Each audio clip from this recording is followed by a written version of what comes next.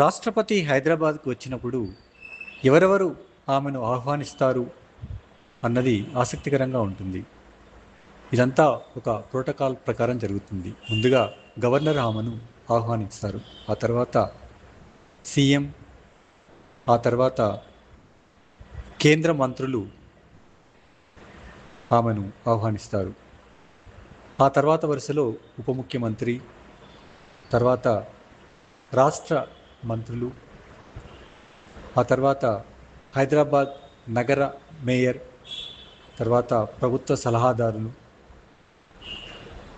ఆ పక్కనే ప్రభుత్వ ప్రధాన కార్యదర్శి, డీజీపీ, సైనిక అధికారులు ఉంటారు. ఆ తర్వాత ముఖ్యమైన రాష్ట్రానికి చెందినటువంటి ప్రజాప్రతినిధులు వరుసగా ఉంటారు. ఇందులో ఎంపీలు, ఆ తర్వాత ఎమ్మెల్యేలు, ఆ తర్వాత మరికొందరు ప్రముఖులు కూడా రాష్ట్రపతిని ఆహ్వానించే వారిలో ఉంటారు.